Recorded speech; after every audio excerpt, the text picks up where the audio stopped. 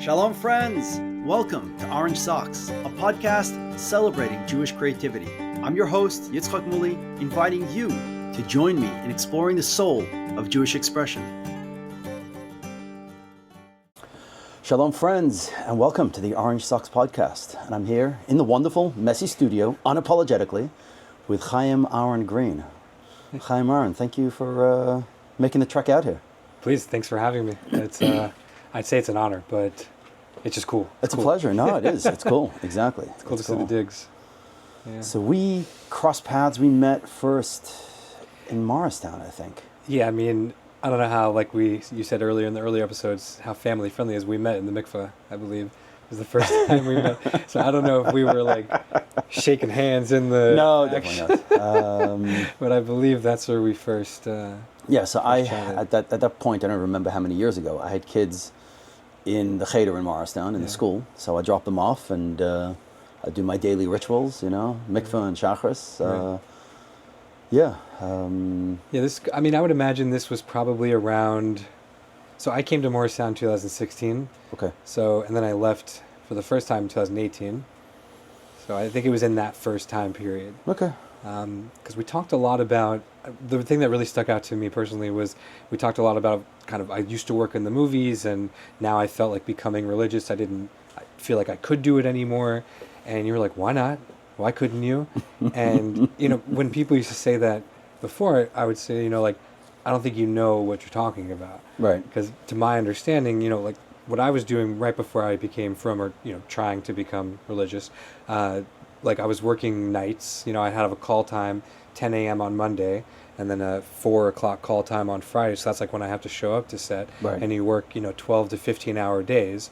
So I was finishing work Shabbos morning for a while. Right. I was doing 70, 80 hour weeks for about 2 years in New York. Wow. So I didn't really see how I could be religious and still work at that level of the industry. Right. And I really struggled with that for a long time, actually. Yeah, well, I suppose, the why not is on a personal level, on a creative level, I think you could, that you can blend these two worlds. But on a film set, you're very much not in control. There's so much going on. Yeah, you gotta, if you want to be in, these are the times. Right. And also, again, there's multiple levels. You're saying why not? I said why not, and being on the set, and we're kind of jumping right into it, which is cool.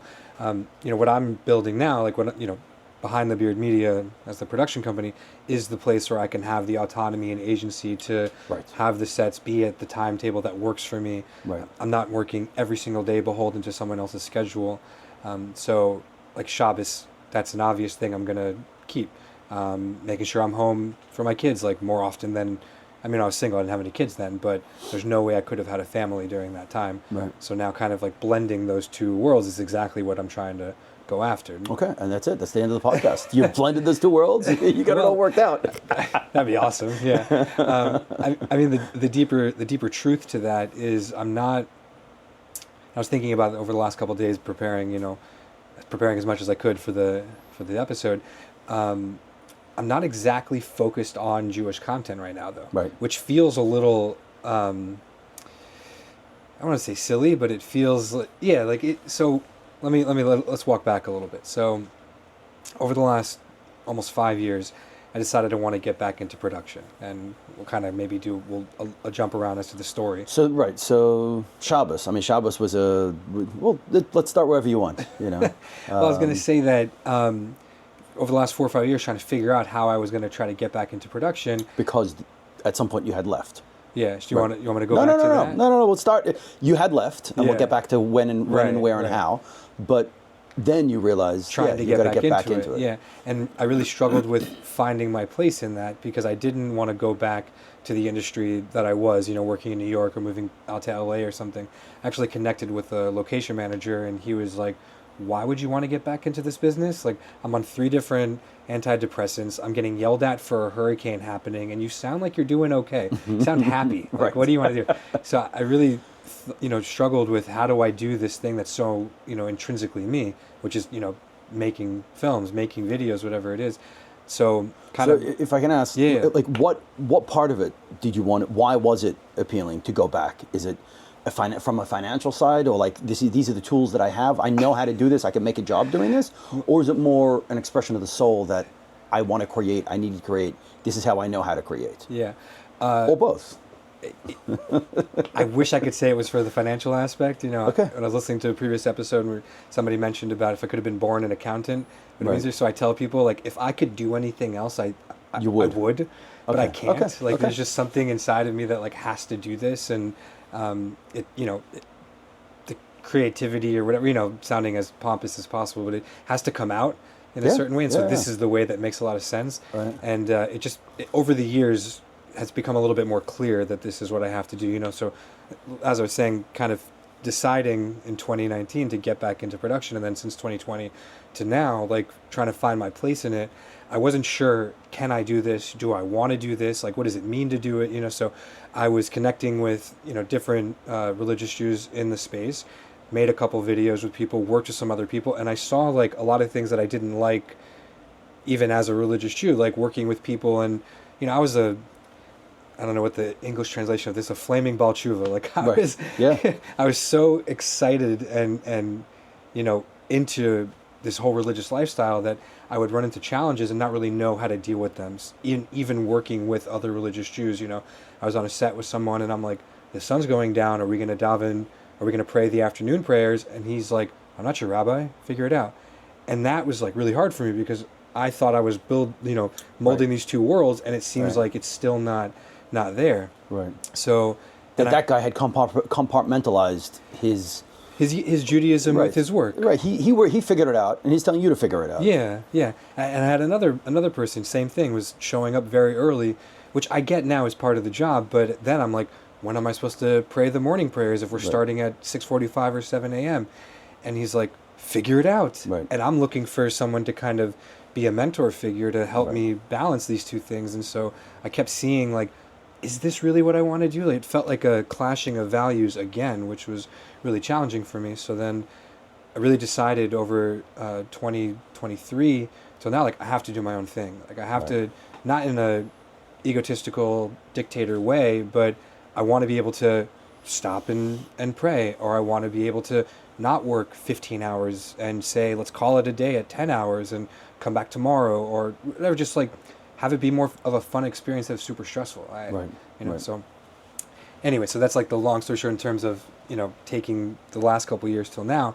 And why I got into that was, molding the Jewish world with the movie world and the creative world I was coming from. I don't think there's such a big market for what I want to do. I want to make, on one hand, my business is video marketing, so connecting with business owners and service providers and telling their story and trying to get them more customers, very ROI focused, which Right. is like, Right. Well, but I try to be creative it's there. the bread and butter. Yeah, well, I wish. Hopefully. Yeah. But then there's also this kind of, real deep desire that I want to be making films, I want to be making short films, I want to be making TV shows and exploring like the human condition and deep psychological, experiences through that medium. And my experience with the Jewish world, not to, put everybody in the same bucket, is that it's not a huge demand. Oh, absolutely. There's no bread and butter there. Right. So I don't think, that's why now I'm not really focused on making a 100% Jewish film. I try talking to the kids video people. I don't want to drop names. There's all these different people that are making different kinds of kids programs. I don't want to do kids programs. I don't want to make a little cartoon version of something. I don't want Right. it only to be educational. I actually want it to be entertaining. Right. Personally, at night, most nights, make a bowl of popcorn and sit down and watch a movie or a couple TV shows, and that to me is I love doing that. I love Right. getting lost Right. in that story. Right. And so I think I'd like to get into the Jewish world more in terms of telling those Jewish stories. But for now, it's can I personally be the Orthodox Jew in the room? When Right. I'm working with non-Jews and I'm working with non-religious Jews, with anybody, can I just be that? It's kind of cheesy to say, but that light onto the nations. Yeah. And I found that actually works better for me, because then I'm in an environment that I'm comfortable with, and I get to be myself on multiple fronts, the like hipster film kid and then the Hasidic Jew, and kind of then it really brings those both together there, because I'm in my element. Right. Totally. So No, that's happy to hear. That's wonderful. I mean, as you're saying, like entertainment, like short films. I don't even know what goes into a short film, but a tremendous amount goes into a short film. Right. Just because it's 2 minutes or 5 minutes or 7 minutes doesn't mean that it was so much easier. Right. But the monetary side of that, like how does anyone monetize any short film? Well, even in the non-Jewish world, there's no real ROI in a short film. The point of a short film is more to show people what you're capable of. Right. And, a lot of people think, I'm going to make the short film, and then Steven Spielberg's going to write me a blank check. Right. That's not going to happen to most people. Right. But what I'm learning now is that a short film is just, what festival can I send this to? And then who can I meet that will give me a chance to do a bigger budget? Or, you want to have fun and make something creative with friends, and you get some crew that are like willing to work for free or discounted rate, and you just make something that is more of a passion project. But in the Jewish world, there's no film festival. There are Jewish film festivals. Maybe there are. You know what? Let me take that back. I know there's maybe a Philadelphia Jewish film festival, but it's not. Like I looked at it the other day, and I think one of the main films was about some trans thing or whatever. Right. So that's the thing. I don't want to offend or whatever. Well, the Jewish film festivals that exist are not pandering to the religious people. They're not pandering to the religious people at all, and it's Jewish in terms of tikkun olam and what some people have decided are Jewish values to the exclusion of many other Jewish values. Right. That there is no, as far as I'm aware, there's no. Again, Steven Spielberg is Jewish, but there's no Steven Spielberg in the greater religious Jewish communities that will even write you. That you can dream about the Steven Spielberg writing you a check or getting a budget to do something bigger, because there really isn't. So it seems like there's somebody that wants to be. There's a guy named Baruch Perlowitz. Have you heard of him? I have not. So he's a guy out of Lakewood. He's done 3 films. I'll go on record. I haven't seen them, but his most recent one's called The Youngest Partisan, and it plays by the rules. Like I don't know if there's any women in it. It's very, in terms of like halakha, like Jewish law, like it tries to play to that. But he told me, personally, he put $1 million into making this film. He has not made his money back. And he does live screenings, and there's a separation between men and women. And he thought he would make his money back. I think he made his money back with his other 2 films, but this was a more expensive, endeavor. Right. So he has. So when I reached out to him, even with ideas, he was pretty much saying, "Don't do it." Right. Like there's no money to get into it. So that kind of led me further into, well, then let me go back to non-Jewish things. Let me go back to working with that, with anyone, and just making sure that the story is not necessarily about God or about Judaism, but as long as the values that I can relate to. I was there's a feature that I'm working on trying to fund right now, and it's just a coming of age thriller, like about an au pair who goes and there's nothing about, like, it's not religious, it's nothing about God, but I'm going through the script. I'm just making sure that there's nothing that I wouldn't feel comfortable with, and I have a pretty wide range of what I'm comfortable with. Right. But I'm thinking more about, like, maybe my wife or friends, or it wouldn't really be for my kids because it'd probably be rated not for them for PG-13. other reasons. Yeah, like it's just a little bit more mature material. But I'm making sure, like, okay, like it's not pro something that I really disagree with, or Right. Right. And again, that line kind of gets moved or pulled back or pushed forward. Like, it's fluid a little bit. Well, it's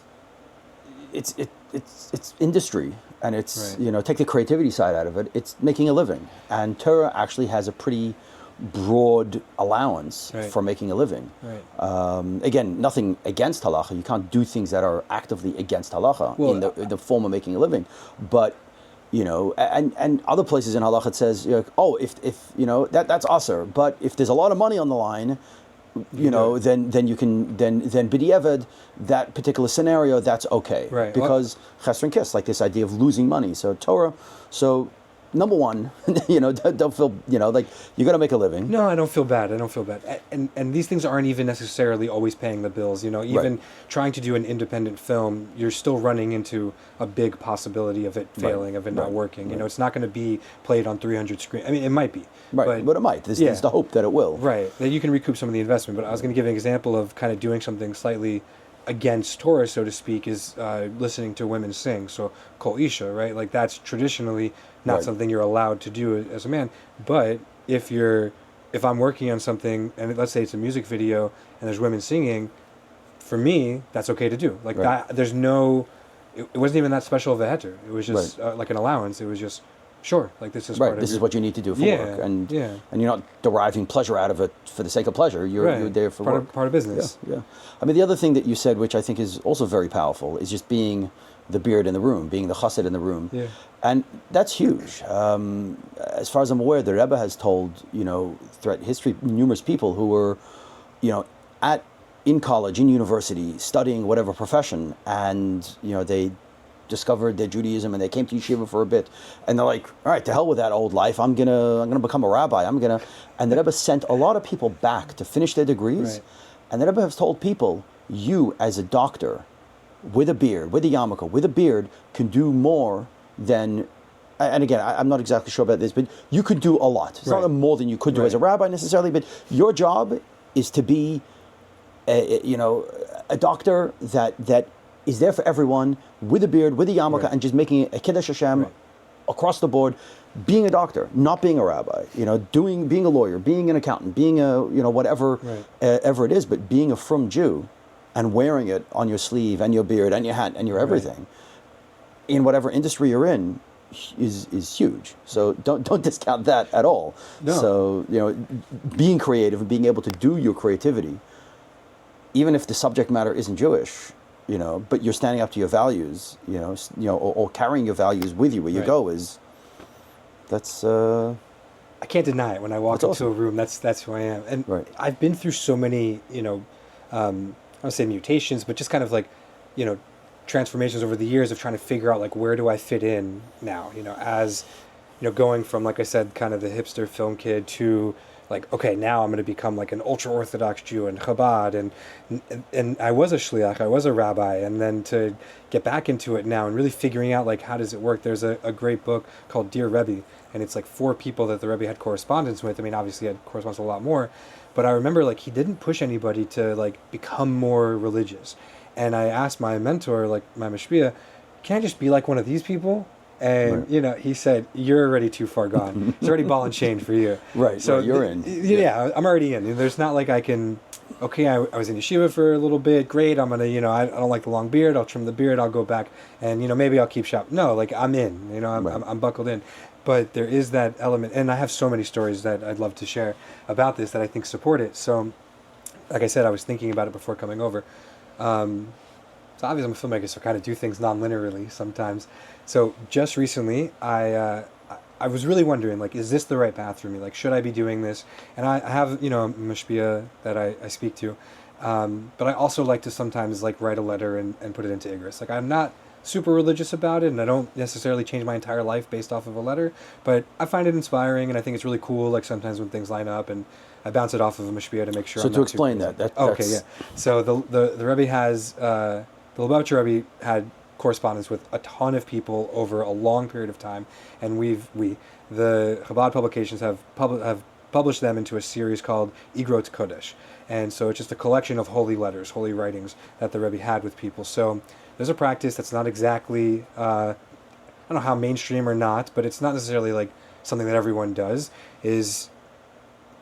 I mean, I know people know that Gimel Thomas happened on the show, and I know people, the Lubavitcher Rebbe passed away in 1994, but now there's a little bit of a practice to still write to the Rebbe, to, ask him for guidance, so to speak. So you write a letter, you tell him who you are, checking in. I'm very personal with him, so I'm kind of like, I say Dear Rebbe, but I'm like, hey, what's up? Like, how you doing? Like I'm very, like, I'm not like putting on airs when I'm writing to him. And then the practice that I'm referring to of putting it into the letters is kind of fold that letter up and put it into a random book that has a collection of the letters. So we live in 2025. And reading those letters and finding some sort of correspondence to you. Correspondence to you through that letter. Yeah. Right. And it could be that it's not abundantly clear at that moment, which is, I find very interesting. And again, I'll give an example of that. Now, just want to add that, we're in 2025. You don't have to have the complete set, the volumes. They have an online version where you can write it, and it sends it in, and it spits out a random, couple of, let's say, 3 pages so far. That's what I've seen it does. Right. And even that is like on point. Like it just feels like, whoa, like this is kind of eerie. Right. Again, like I don't recommend people necessarily go and change their entire lives because they read something that was written 40 years ago. Like, have somebody you can ask, like, if it's that serious, like, what does this mean? To interpret, to understand it. Which I've done before, and it did save me from making a possibly not great decision. Right. I mean, who knows, whatever. So recently I wrote into the Rebbe and asking, should I be working in this non-Jewish movie industry? Is this the right thing for me? I think I can be, and I said, same thing I said here. I don't want to be cheesy, but I think I could be a light upon the nations. It's what I really love. I just went into like detail about that. And the response that I feel like I got from the Rebbe was, he told over the story of Bachrim visiting of students visiting to a faraway place, and they didn't connect with anybody. They wanted to meet more Jews, and they didn't have the opportunity. But there was one woman who was up in her house, who was looking through the window, and she saw those students with the long beards and the tzitzits hanging, the strings hanging down, and just by her seeing them, she eventually got more religious, and she has children and grandchildren that are in the system that are totally with it, just by them being there. They didn't even talk. Right. So that was the story he told over to me. And then at the end, he's like, you could be a light unto the nations. And I was just like, seems like a pretty clear answer. I like this. I'm going to, that felt like I got a little bit of a blessing from the Rebbe there. The flip side, which I find interesting, and I wrote into the Rebbe, should I go to yeshiva? I was living in Brooklyn. I was driving a truck for a kosher candy company, like really unhappy with what I was doing. And the rabbi that I was becoming close with said, you should go to yeshiva. So I asked the Rebbe, should I do this or not? And his answer was written to a doctor. And he was saying, the place where you're at, you can actually impact people more as being a doctor. It's literally the thing you're talking about. Right. So I was driving a truck, and I'm like, is the Rebbe telling me to keep driving a truck instead of go to yeshiva? So as we said before, like having someone to help you interpret, I asked my rabbi, is the Rebbe saying not to go to yeshiva? And my rabbi was like, there's no possible way the Rebbe is saying not to go to yeshiva. Right. So it wasn't until 2020, when I decided to get back into production, that I think I realized what that answer was. That it was for me now. Right. That it was what we're talking about here. Right. That you think you're going to go to yeshiva, and my process... And become a rabbi. And I did, I didn't get smicha, but I was a rabbi at a Chabad house. I didn't do anything production related for 4 years. Right. I barely wrote, I barely drew, I made, the only thing that I did was I produced a video for the winter program while I was in Tiferes. Right. All I did was put together the pieces, hire an editor, right. and that was it. It was when I was getting engaged even as well, so it was a crazy time. But I felt like, wow, everything I had done before then isn't valid anymore. All the movie quotes that I know, all the book quotes that I know, I speak in quotes. I was like, I must only be having trained to do that so I can speak in Torah quotes now, Right. And really looking back, it became much more clear that the Rebbe was saying, this is your strength, this is the power that Hashem has given you, that God has given you. Keep doing that and don't get lost in these other things. So I guess I didn't listen, but it definitely was because I did get lost a little bit in that.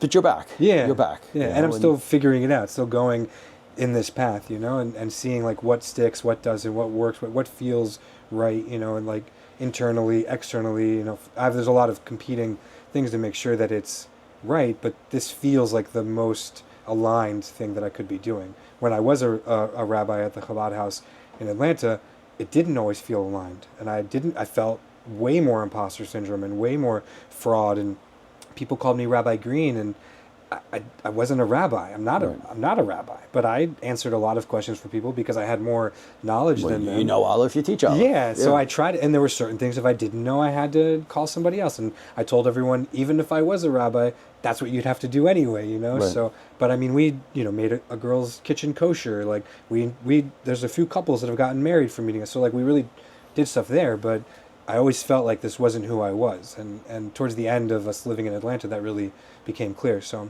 okay, now let's go. Well, no, I speak to that completely. Right. And I don't know if you heard my story, I did, yeah. I was a Chabad rabbi for 10 years, right. And I believe I was doing a good job, and I didn't have imposter syndrome, and I could have done that, forever, but I also knew that these are the gifts that God gave me, and I realized that you can, in a case where you can only do one, there's a quote, there's different ways of compartmentalizing or dividing mitzvahs, right. But there's the idea of mitzvah she'efshar lasas derech. There's a mitzvah you can outsource, and the classic ones are education. It's a father's responsibility mitzvah to teach his children, and you can hire send your kids to school, hire a professional, Right. and the Brit Milah, a circumcision, it's the father's mitzvah. The father's supposed to do it himself, and of course you can hire a trained professional that mom approves of, you know, to do the circumcision. But this idea that what I was doing in Chabad was great, and it was wonderful, and it hit all the symbols, except that it was mitzvah she'efshar la'aseh derech. It was something that I could hand over to someone else, and they could take the ball and run with it, and it didn't need to be me. And what I'm doing with my work, it needs to be me. Nobody else can do what I'm doing in this space, and nobody has the idea, and nobody else can do what you're doing, you know, and that's the idea, is that, you're in this space, you're doing only what you can do. So whether or not, you know, the imposter syndrome, you know, or not, something I've been thinking about a lot is, you know, the classic thing of you have these children prodigies or whatever, these children painting these abstract paintings, and the classic line is, "Oh, my kid could do that," you know, and the classic response is, "But they didn't." Right. And this idea is that I look at other work out there, and I say, "I could do that," and then the response is, "But I didn't." And then I look at all the work that I want to do, and I have so many ideas. And it's I could do that, but I didn't. I'm focusing on this. What is it that essentially, where am I putting my emotional energy? It's not my kid could do that in theory my kid has the same set of skills. It's irrelevant what your set of skills are. So what are you doing now? Where are you choosing to invest your energy? Sure. And in today's world, you could be anything. You know, if you really want to be a millionaire, you could. You know, what sacrifices do you need to make? You're doing that, not anything else. Right. You know, you want to be a doctor, you're doing that, not anything else. So it's where, you know, so to me, taking it from that art side of my kid could do that, you know, great, could, you know. Or even the coulds and the shoulds, these are the things that get in our way of, you know, I had a therapist tell me one time, you're shoulding all over yourself. You know, don't do that. Right. Well, could and should, I feel are a little bit different. Right. Could is the theoretical possibility, this is the potential, you know, and in Hasidus, potential is a lot greater than actual. Right. Because potential, well, then why does Shem create the world? No, if because potential was so much better than actual. I didn't say better. I said it's greater. I still disagree. Well, let me define greater. Okay. Is that a single person potentially could marry any girl. A single boy could potentially marry any girl. Okay. Only one of any girl. So that potential is huge. But then he marries her, and that's it. That's the actual. He is marrying her. She's marrying him. Kiddushin is to the exclusion of everyone else. Right. So potential is huge, but then there's actual. So, but you can't live in potential. And if you only live in potential, you haven't actually done anything. Which is what Hasidus comes to teach us. Yeah, of course. The world, because there's the so therefore, potential. Actual is greater. Right. Actual is potential's bigger. Broader. Faster, deeper, it's all this potential. Right. All this potential. Right. It could be anything, but then it's got to be something. Right. You know. So I when I do paint nights, I did paint last night. Oh, cool. You know, so I talk about 12 by 12 inches of unlimited potential, and so people then get in there and they start painting, and so the people who still haven't started painting because they're sitting there scratching their head or they're talking, and say, "Oh, that is so full of potential. That is so full of potential." I just keep on, until they create actual. Right. You know.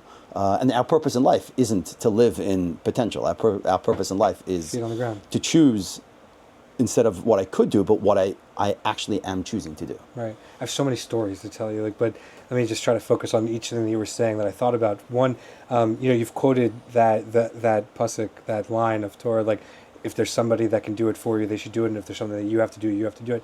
Have you done an art piece about that yet? Because if not, you mention it a lot, and I think you totally should. No. I don't know if you take people's ideas and actually. I don't always listen to what people tell me I should do, but I'm listening. I got a could going on right here. Yeah. So whatever. I think it seems like it's something that really speaks to you, and you've mentioned it at least in 3 or 4 episodes that I've listened to. Right. So it could be that there's something there for you to look into. Do you have a visual that associates with that concept in your head?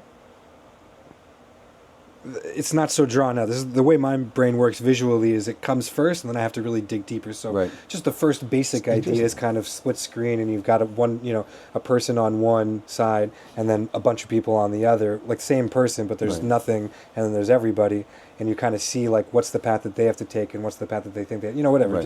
We have to dig deeper. That's usually the first ideas are garbage. Yeah, you got to dig deeper. I like that. All right. So, Thank you. Yeah, and then the other thing I was going to say was there anything else that I had related to that?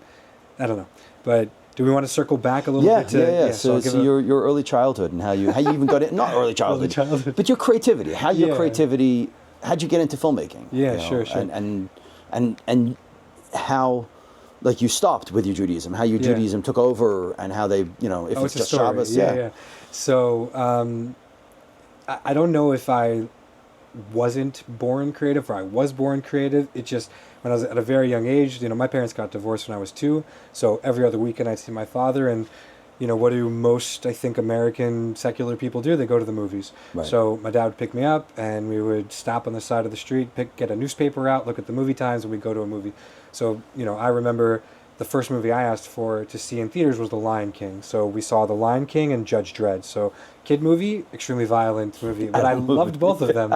Like, I was just so... One for you, one for him. Yeah, and I just, loved everything about being transported to another world and, visual storytelling. And, when I watch a film or a show or anything visual like that, I get lost in it. And that feeling of, transporting myself to where this piece of art's taking me, that I love so much. So I saw an obsession with filmmaking or film started at that young age. It wasn't until I got to high school when I took a film appreciation class in TV production and started learning more of the mechanics behind what was actually going on. It's not an accident that you're looking at a frame and all the details matter. I mean, direction, sound, colors, effects, everything. Somebody had a dream or had a vision, and they applied all these things. It wasn't, okay, you have film goofs and stuff like that, accidents or whatever, but there's a vision that's there, and it's not, it's meant to evoke an emotion. So I started learning the why behind things, and I was like, that feels so aligned with what I want to do. I was always looking for, some sort of cohesive thread through my life, through experiences, and I found it kind of through movies. I thought, well, that's like a representation of what I want to do. I want my life to be like to feel like there's a vision and it's cohesive, Then I just started playing with cameras and kind of started filming things with a friend. We made some short films in high school, and I kind of realized I wasn't so much the technical side of things. Right. I didn't love getting in the details about how the camera worked and whatever, but when you're younger, you have to do everything. Yeah. So I went off to college to Florida State, and I tried to get into the film school there. And I applied 3 times, got interviewed twice, and didn't get in. And one of the third time I applied, I actually won first place in the Delray Beach Film Festival for a short film. Drove up the entire night. It was 6 hours to get back to Tallahassee from Delray Beach. Drove up the entire night, slept in the parking lot, woke up with a 5-hour energy drink, went to the interview, and told them oh, I'm coming from this thing. So I think, to make myself feel better, they saw that I didn't really need film school, I was already doing stuff, so I don't know if that's true, but so in college I also started another company with a bunch of friends. We had 5 of us, and we all started shooting and editing and doing all these things. Then we figured out these 2 guys were better at shooting and editing, I was better at producing, writing, and directing, this guy was better at sales, this guy was better at graphics. So amazing. So we had a really solid team in college. So 2 things there. I met the dean of the film school at a party, at a wrap party for a film, and I asked him, why didn't you let me into the film school? Right. And he said, and he knew we had the company, he knew of us, one of our friends who was in the company was in the film school. This is in Tallahassee. Yeah, and the dean told me, some people need film school, some people don't. So I don't know if he's blowing me up or whatever, but I took that as awesome, I'm good, So after we graduated, we all kind of had different plans of what we wanted to do. So some guys moved back down to South Florida. One guy went out to LA, and I tried LA, totally failed. I went with $1,000 and no car, could not cut it. It just didn't work. So I kind of went back to Florida, regrouped, and went to New York in 2014. Let me ask you a question along the story, by the way. Family friendly, carpool. I know you mentioned carpool that earlier. Friendly. Yeah. So I'll have to use euphemisms or something like that. So. Or should I spell? I don't know. No, euphemisms. Okay, so I brought with me it doesn't matter. Later, it matters, now it doesn't matter. So I met up with another production assistant, and I told him I want to get in the business, how do I do it? And, we made a trade where he would get me on set if I, traded him something. So that's how kind of my career in New York started. Right. Was he called me and was like, I have a commercial, you want to be on it? So I'm like, yeah, I'll get on the train and go meet you up there. So I got on a commercial. Then he got me on a movie as a background production assistant. And on that movie, which was a pretty huge film, it had, Tina Fey and Amy Poehler, like some big actresses. I met a location manager, and I followed up with her, and then like a month later, she asked if I wanted to work on a show that would go from July to May, which is like a full season, 22, 24 episodes, which is, I'd been in New York at that point for like a month and a half, 2 months. So I was like still figuring out where I was living. Like, real, I was like bouncing on people's couches still. Like I hadn't figured out like all the specifics, but it was like I'm going down to Silver Cup Studios in Long Island City where they shot like some of The Sopranos and Girls and like HBO shows and all these things, and you're just like, I'll do anything. Like, what do you want me to do? And it was a paid gig. Oh, 100%. Yeah, it was at that time. I think it was like it wasn't that much. It was $750 a week, $800 a week or something. But as a 24-year-old guy, like, and you're working most of that time, so it was very easy to like make money, and they feed you on set and there's snacks, and you made friends with the craft services people who have snacks, so you could take some snacks home, so it was a really sweet gig to get on. So I was a locations assistant for 2 years, from 2014 to the beginning of 2016. So the end of 2015, I started to get crazy burned out. I think my butt got like just totally whooped by the New York filmmaking scene. Like just the schedule, just the... Like I said, 70, 80 hours a week. I was I was like a dry orange, just being ground. And the creativity that I wanted in that wasn't there. I was, we're talking about who I am and all these things without being so egotistical, but it didn't matter who I was. Right, you were just... set a cog, disposable. If you can't work now, you're fired, we'll find someone else. If you do something wrong, you're fired, we'll find someone. Like, it's a very intense... You were cog in the wheel. Yeah. Without any real creativity of your own. I mean, I was one of the lowest, positions. Now the plan was that's the way to do it. Yeah, right, you can be a locations assistant to a location manager to a unit production manager to a produce. Like that. That's the kind of career path if you want to go that. But it's super like not easy. So after those 2 years, or almost 2 years, I was like totally burned out, and am I still going to want to do this? Now imagine you go and you kind of achieve part of your dream of working in Hollywood or whatever. And then you find out that it's not. It sucks. Right. It's like, this is not what I thought at all. Right. So at that time, a buddy of mine who I had the video production company in college, he was in New York as well. And he called me up and was like, hey, do you want to go on Birthright to Israel? And I'm like, no. I was like, painting in my room in Brooklyn, like, not totally sober. I'm just like, no, I'm good. I don't need to do anything more Jewish. But, he talked me into it, and I'd gone to Spain and Italy and Morocco the year before, so I was like down to travel, like free trip to the Middle East, why not? So I brought with me 3 tabs of something, of whatever, like again, family friendly, whatever people can assume, or they can reach out to me to find out the gritty details. So I brought with me 3 tabs of this stuff to take while I was in Israel. So first of all, I get to Israel, and it's like, whoa, like it's cool to be Jewish. This place is awesome. Right. Like the beach is great, like the shuk is great, like people are, I mean, a little rude, but like, okay, like they're rude, but they don't like hold it against you, like it just all like growing up, it was not cool to be Jewish. Like I never said, if I said I was Jewish, I always said it was by blood, whatever that meant. I'm just like, I don't do anything else that's Jewish. I didn't have a bar mitzvah. Like we celebrated, Passover, but we also celebrated Xmas for 10 years. My stepfather was, my wife makes fun of me. I don't know, he was Catholic or Christian. I know they're one is inside of the other or whatever, but I believed in Santa till I was 10 years old, Right. So I had no real Jewish education, didn't want to do anything more Jewish, but you get to Israel and it's like, oh, there's a lot more to Judaism. This is cool. Jewish people are very cool. So there's 2 things that happened in Israel that really changed my entire life. So one is the night that David Bowie died. So this was like early 2016. And I wasn't like a huge fan of his music. It's just I remember that moment very specifically. Right. So I was walking with the secular tour guide. We were in Tel Aviv, and it was like the drinking night. Everybody got drink tickets, and they're going to the bars. I didn't really want to do that. So he was going to go to a friend's house to watch Labyrinth, like a David Bowie movie. And so I'm just walking with him, and this like totally secular, Israeli guy. I tell him, I like the Jewish thing. I like, Shabbat. I like kashrut, but I don't believe in God. And this guy goes, forget about that. Do the Jewish thing. If God comes, he comes. If he doesn't, he doesn't. And it's just like so simple, but it opened the door. Right. It was like, oh, I can do like a religious thing without believing in God. Like I can do Jewish without. It was just you're like, invited in without.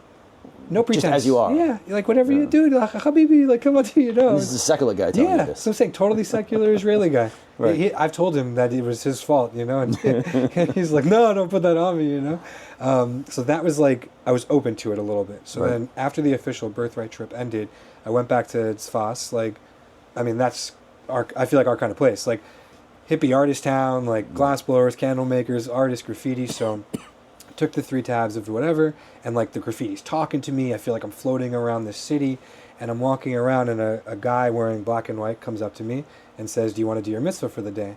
And I'm like, "What's a mitzvah?" He's like, "Put on tefillin." I'm like, "What's tefillin? What are you talking about?" Right. So he's like, "I'm walking around spreading the light of God." And I'm like, "Dude, I'm good. I don't need you to introduce me to God, you know?" But I think to myself, if I was writing the script to my life, this is what's called an origin story. Right. You're Jewish, you're on whatever thing you're on, and you're in the holiest place in the world. Right. The character of you puts on tefillin.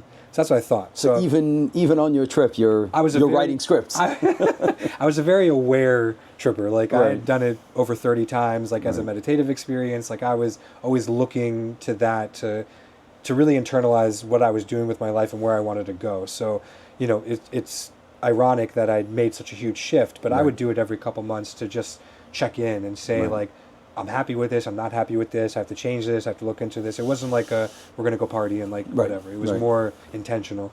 So this happens. He wraps the tefillin, and as we finish, a butterfly comes and lands right on the guy's shirt.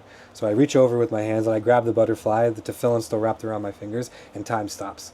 It's like all I can feel is the butterfly's wings, and all I can hear is my breath. And like the heavens open up, and like Morgan Freeman comes out and says, "There is a God." And I was just like, what? You know, like it just felt so insanely impactful. Like that, it felt like a whole alignment of like the whole universe at that particular moment. And I was like, I got to keep putting on tefillin. I don't know why. I don't know what this means. I don't know what Judaism is, but whatever tefillin is, I gotta do it. So, you know, I open my hands and it flies away. And coming back to the States, I met a guy on the plane.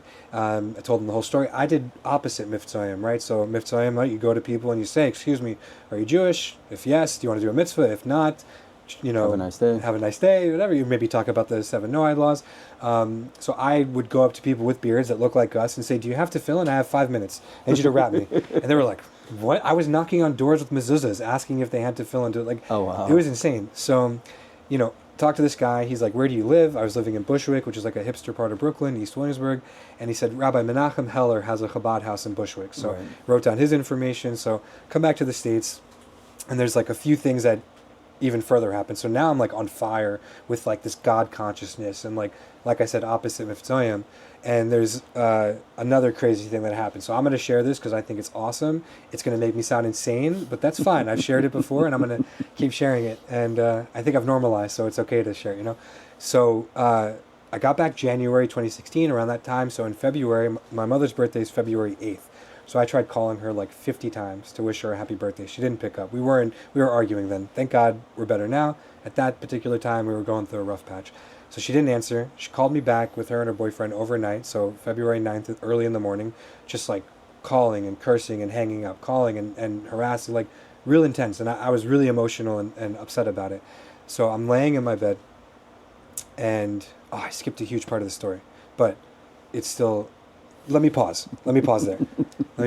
So before that happens, I was walking around Crown Heights, and I didn't know what Crown Heights was, but I was like doing something I probably shouldn't have been doing. But I walk into like a barber shop, and I tell them, "Can I readjust my scarf?" It's like, you know, midnight or 1 o'clock. It's like one of these like barber shops, people are just hanging out, like smoking whatever, you know. So I readjust my scarf, end up talking to these barbers for like 2 hours about peace, love, and changing the world. I tell them the butterfly story, I tell them all this stuff, and he goes, "Okay, like, come on, man, like, we're gonna walk up the like we're leaving. It's like 2 a.m. We walk up the street, and I say, I got to talk to somebody who's religious. I don't care if he's a priest or pastor or a rabbi." This is before I got in touch with Rabbi Hiller. So this guy, non-Jewish guy, says, "There's a 24-hour synagogue right up the street. We're standing at Utica and Eastern Parkway." It's a 24-hour synagogue. That's such a great description. There's a 24-hour synagogue. Okay. So I'm like, "Which direction?" You know, he points, and I just book it. To 770. Yeah, I've got my backpack, my baseball hat, my eyes are all red, and I'm like starting to see Jewish people, and I'm like, "Where's the 24-hour synagogue?" You know, and it's like, now I know that it kind of happens more often than you think. I thought I was being crazy, but it happens. Right. So they point me in, I go in, and it's insane. It's like tuna fish everywhere. There's like Smirnoff. There's a screen down with like there's a farbrengen going on. It's a huge farbrengen. It was Chaf Bei Shvat. Like wow. So it's a huge farbrengen. So I'm like, you guys are insane. Like what's going on? This is a 24-hour synagogue. So I start talking to people about how organized religion is not it, and like God wants so much more from us. And they're like, what are you talking about? They sit me down with this guy. And I say, I'm on a quest for truth. How do I not go crazy or die? And he's like, well, if you want to get closer to the truth, if you want to get closer to God, you got to stop doing drugs. And I was like, fine. So I like quit on the spot. Wow. I went, at that point, I went 13 months, like cold turkey for one of the things I was doing. And whatever. But at that point I said, okay, whatever this guy's telling me. So the other thing is you got to find your teacher and do everything he says. And I'm just like, what is this, like Mr. Miyagi, Karate Kid? Like, this is organized religion, all right. Yeah, exactly. So he tells me a story of 4 rabbis who were granted access into the deep mystical parts of God. One guy went crazy, one guy died, one guy becomes a heretic, and one walks in peace and leaves in peace. I'm like, how do I be like that guy? So, like Rabbi Akiva, I wanted that was like a huge, I was almost a hero of mine at the beginning of the journey. Right. It still is, but at that point, that's what I really felt like I identified with. So, okay, now back to where I was at the story before. So that happened. So a week later, is my mother's birthday, right? Shvat's around this time of year, February. So she's calling, upset, I'm emotional, I'm crying, all these things. Laying in my bed, completely sober. It's probably 2 or 3 in the morning again. I had to be up early for a movie. I had like another 2 weeks on a film I was working on, so I had to be up early anyway. And as I'm laying in my bed crying and upset, the Lubavitcher Rebbe just melts into existence into my room, like in my closet. I gave everyone an asterisk that it's going to make me sound insane. I get it.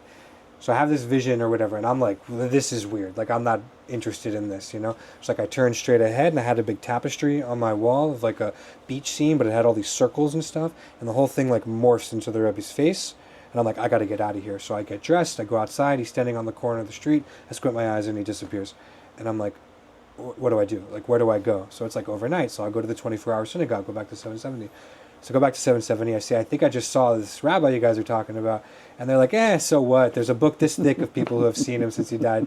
And I was like, okay, like that's weird. So I tell this story throughout that year, 2016, before I went to yeshiva. And this one guy who's not yet from, God willing, whatever, he's on his journey. Right. He says you should look up the Hayom Yom for the day you saw the Rebbe. Right. So I told you it was my mother's birthday. It was overnight, February 9th. So I looked up. That day was Lamed Shvat. So the Hayom Yom, if people don't know, the Lubavitcher Rebbe compiled a collection of notes from his father-in-law, and he also added stories and footnotes, and we read it every day. It's got portions of the 5 books of Moses and Tanya, and it's a pretty cool little book. So the one written for Lamed Shvat, for the 30th day of the month of Shvat, says that many Hasidim consider it the day they come to Lubavitch as their spiritual birthday. That my mentor, the previous Rebbe's writing about his mentor, Rabbi Shmuel, the Rosh Bas, or Shmuel Betzalel, that he would stay up all night to commemorate the time he had Yechidus with the Tzamek Tzedek and put on tefillin at the earliest possible time. Right.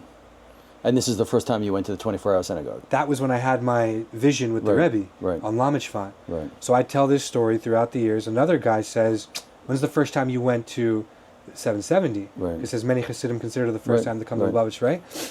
That was Chaf Bei Shvat. So that Hayom Yom talks about how there's God's laws and there's man's laws, and God's laws are eternal. Torah is eternal, and that's the truth. Right. What was the first thing I said to the guy when I came to 770?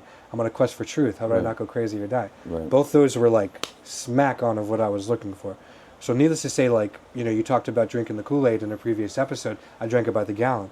Like, my wife always says, I didn't become religious. I became Chabad. Like, it was just like... right into the deep end. like, done. Like, whatever you... Like, when I got close with Rabbi Heller, who's, like, the sweetest guy ever, and doesn't push anything on anybody, I said, whatever you say, I'll do. Right. I was just... Kabbalist old. Like, I had a yoke upon my neck of, like, I'm going to become a servant. So, quit the industry. I worked on that movie for another 2 weeks, got a job working for that kosher candy company, and after those 9 months, was like, this sucks.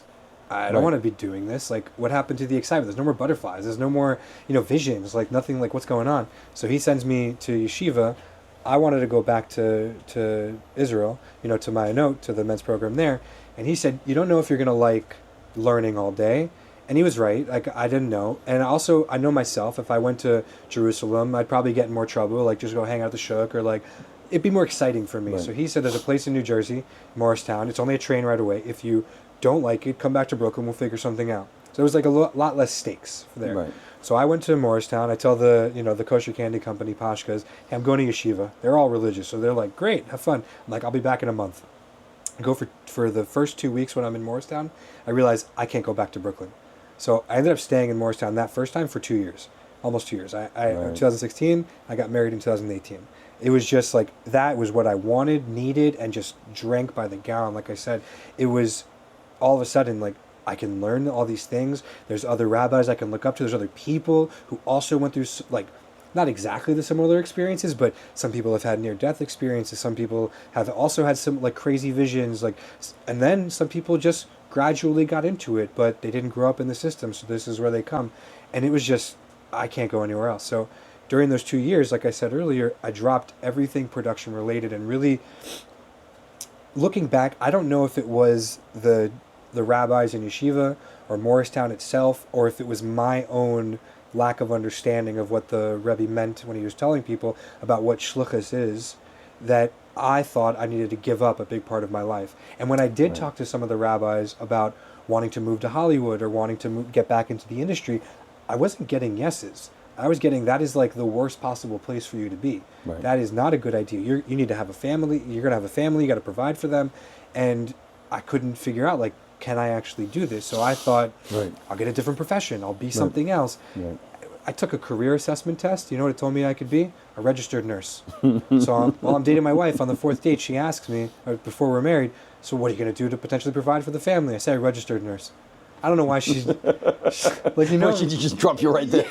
like I'm surprised she didn't, you know, right. But it was insane. So, you know, the end of 2017, kind of like full in on the thing, like wearing black and white every day, and like honestly like judging people who aren't wearing black and white, like really like intense, a lot of Kool-Aid. Yeah. And I start dating my wife, and she had applied for PhD programs to further her women's studies. So she got a women's studies bachelor's at Rutgers, and then she wanted to get her PhD to like write a book about Hasidic feminism, which I don't know if she totally coined it, like maybe Rivka Slonim has coined, I don't know who coined the term, but that's the term that she's going with. I'll do a shameless plug, she's actually the Hasidic feminist. She's speaking at Chabad houses now. It's very cool. Like she's going to write some books, which is really great. So she got interviewed at Stanford and Emory. So California, Palo Alto, and then Atlanta. So I told her when we were dating, wherever you get in, we'll move.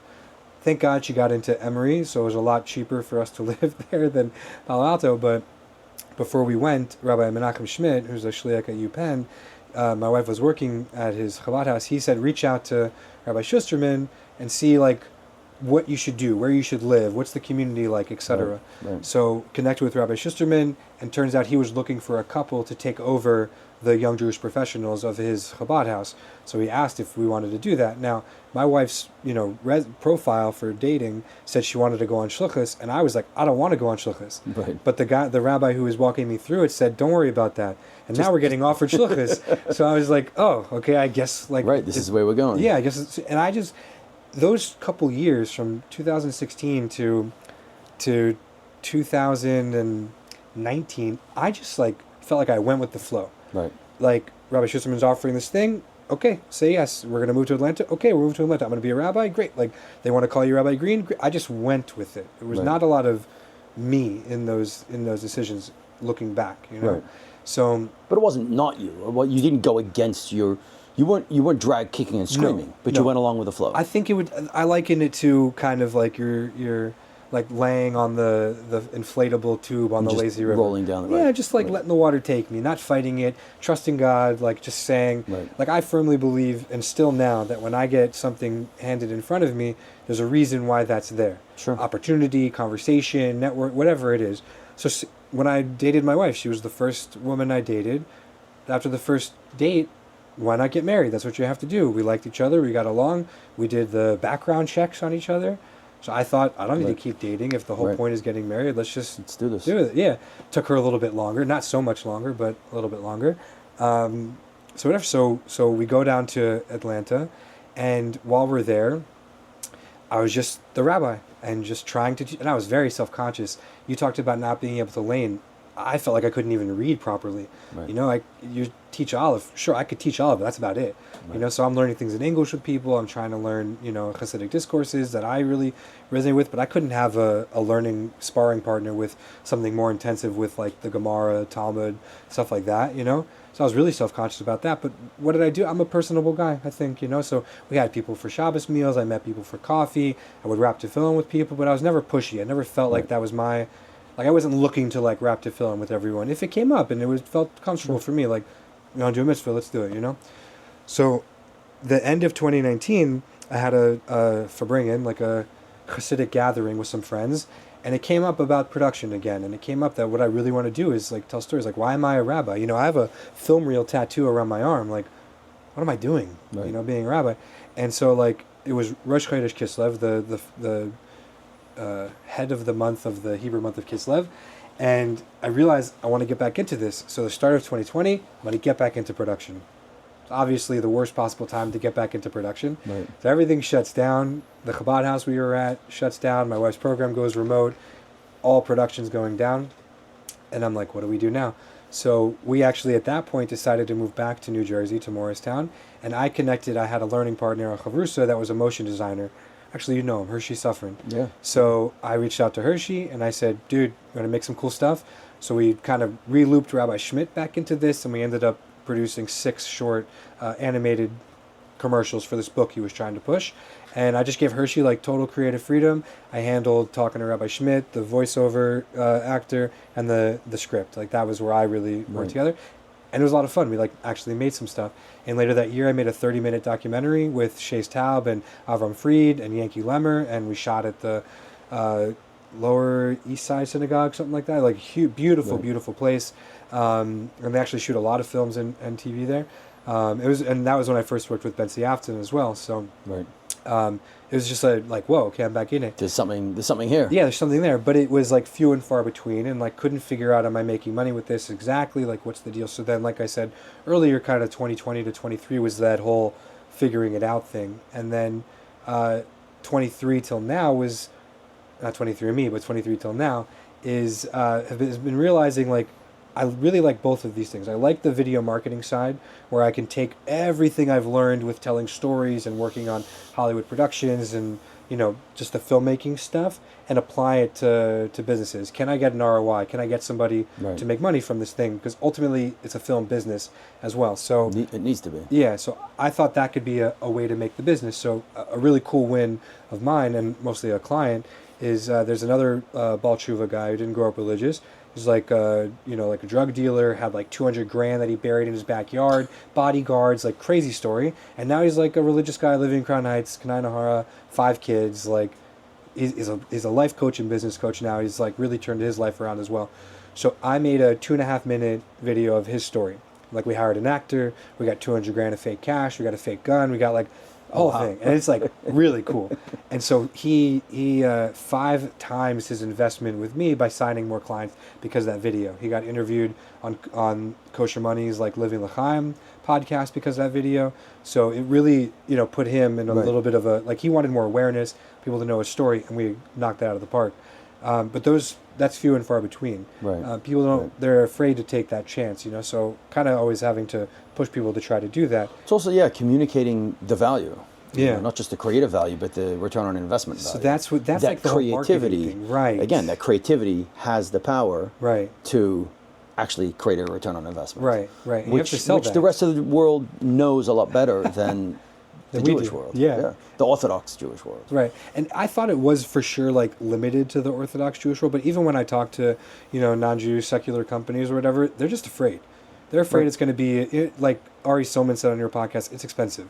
Yeah. Like, production is not cheap. So it's a big investment. And it's not a linear path. Right. A lot of art, I think about that a lot. A lot of art is not a linear path to the result, Right, for sure. What's the result of this painting? What's the, other than selling the painting for a fixed amount, right. What's the impact? Right. How do you judge impact, which is It's hard. Which is very hard. Yeah, I would say it's almost impossible, you know, unless there's obviously certain things, like you said, selling it and having that kind of hard line item. So, you know, when you make a film, like, you can hopefully get it sold, or you can put it into theaters and people will pay to see it, and you can see that. But what about the movies that I watch now that are 20 years, 30 years, 40 years old? They're not getting any money from me. Let's say I'm not watching it I didn't pay for it or something, or if I'm paying a theater that's not going to pay them now. So, but that impact in terms of what it has is immeasurable, I think. And really that's a huge allure of getting back into more productions, right? So going from the video marketing was kind of reigniting that spark of like, well, I want to get back into the production, the real production stuff of telling stories just for the sake of telling stories, but trying to bring all those experiences that I had with the Jewish values that I have now. So, you know, there are some stories that I have. I worked with like Naftali Charter with like Torah VR and Nivra and stuff back in the day with Alter Deitch, and helped them co-write some of the scripts. And there's some great scripts they have on the shelf, and I reached out to them like, can we make these? And they're like, if you find the funding, you got to find the funding, you know, like if I can come up with $100,000 to tell an amazing story, or at least the first $100,000, tell an amazing story of Abraham or of Hanukkah, where like the scripts are really good. I mean, they need some work, but they're very good. So you could find the money to do that, great, but what kind of return are we going to have? Right. The Jews, the religious Jews, we're not going to the movies. We're not, you know. Right. I mean, some of us are, like, you know, but the masses are not necessarily. I think that there's I have a whole theory that, like, everyone's kind of watching stuff, but, like, publicly saying they're not. Right. You know, like, it's kind of right, well, that's something that, I don't know if it was Ari Silman who said it, but someone said it, that, you know, Jewish content has to be a certain quality of Judaically approved quality, very high. But what are you competing against? Like, you know, if you make it too Judaically high, and therefore less, you know, entertainment content, then no one's going to watch it, and everyone's going to Netflix anyway. Right. So really, you're competing with Netflix, and Netflix, anything goes. Right. So you're trying to make Jewish content, but not that you're trying to sell out to be like Netflix, but what's wrong with selling out? By the way, Judaically selling out. Judaically selling out. That no, you cannot have scantily clad. You know, like that's absolutely no way you get it. But there are some levels that, like, it's so frum, you know, that the powers that be, or, you know, wherever it is, that they want to make it.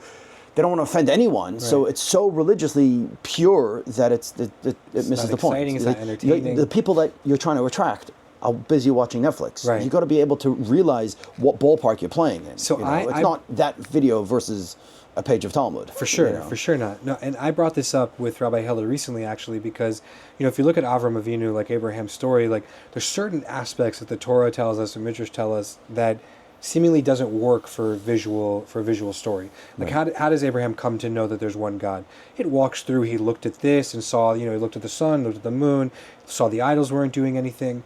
In a movie, you need to have a little bit more drama. Something has to incite him. It's It's called the inciting incident to get him to make that change. Right. So Rabbi Heller was like, "Why do you have to change the story? This is what Torah says." Right. And I'm like, "Because you need this element in the film." And he goes, "No, listen. If you want to write what the Torah says and make a Torah story, then write what the Torah says. Right. If you want to have an excuse to not be creative at coming up with your own idea, then okay, fine. But don't say you're making a Torah story. You know." Right. So I realized, like, that's not the audience, but the people who are, let's say, watching Netflix, they'd be down with, like, some creative liberties. It might not have the stamp of approval, but that's okay, perhaps. You know, maybe that's it. I don't know if that's a decision that, like, haunts me or something, but it feels like that's more aligned with what I would want to be doing. Because taking some of those creative liberties, I think, is way more exciting. Yeah, I suppose it's where, you know, a story of Abraham may or may not be the best place to start taking creative liberties. But there... I just lost a funder, you're saying. Oh, big fun. Yeah, but there are other stories where you can take creative liberties, you know, and I know, you know, a rabbi who taught Tanya was told that he can take creative liberties in teaching Tanya. Interesting. So there is room for taking creative liberties. The thing is like the Tanakh, the collection of these stories are so rich. There's so many stories. That's the thing. Like, amazing, there's so many great stories. But I think they have to be just tinkered with a little bit in order to keep it.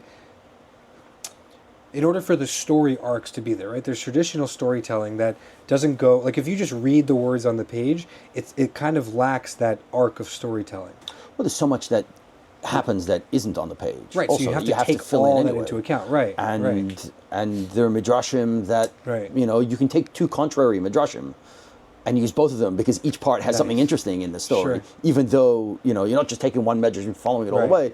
You're picking and choosing from the midrashim, but you're not making anything up yourself. Right. So that's another But at the same time, like making something up yourself is a little bit of the excitement too. Like infusing like the way I would maybe tell that story, or obviously, like you said, scantily clad women. No, like keep the story within the confines of what is relatively appropriate for making a Jewish thing. But I think it's exciting to think like how far can I push this boundary while still being within the box. I think to me, it's really interesting. Like you brought before that you have this 12 by 12 that you're doing at the paint party. You didn't give them a 50 by 50 where they could. No, it's a small little thing that they have to stay within the confines, and that's where you can be creative. Right. So I just want to see like how much can I push that out, without you just spilling paint all over the floor. Right. I'll talk in metaphors all day. Yeah. What is your advice to former you? What is your advice to young creatives for them to find their orange socks? Sure. So.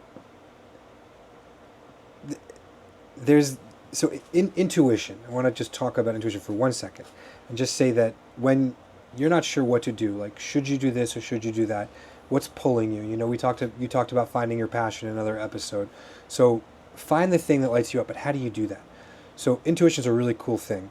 If you have a question that you're curious about and you ask it in your head, should I do this? Like, should I paint? Right? You say that question, should I paint? Intuition is lightning fast, is extremely clear, and it has no emotion.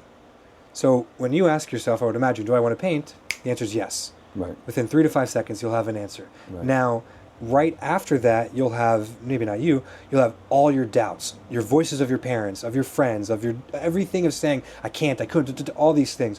But in that moment where you ask yourself, should I do this? Right. Follow that voice. Right. So I didn't ask myself that all the time, should I do film? Now when I ask myself, yes. But what about paying the bills? What about Jewish content? Right. What about working with... okay, those are things I have to deal with. Right. But what you should do is following that. And that voice, I use the word intuition, but that voice is God. Yeah. That's Hashem telling you what to follow with. So, if people are thinking, I couldn't possibly do this, just ask yourself, do I want to? Right. And then try it. And then if it works out, great. If not, ask yourself the question again. Try something else. But I think that we're living in a super cool time where like kind of anything's possible. I know it sounds like a little cheesy to say that, but I think that there's ways to do things, to make money, to support a family, and also, I'm telling myself this too. He said, tell a younger version, don't get so caught up on that. Right. I've had so many amazing miracle stories where like we have no idea where money's coming from, and then all of a sudden it comes from a giant tax return, or it comes from a COVID check back in the day, or it came from whatever. Like there's or a client that I didn't even know was paying attention to my stuff for 3 years decides to hire me for something. So try to like fearlessly follow that intuitive voice. Amen. Thank you. Yeah. Shalom, friends. Welcome to Orange Socks, a podcast celebrating Jewish creativity. I'm your host, Yitzchok Moully, inviting you to join me in exploring the soul of Jewish expression.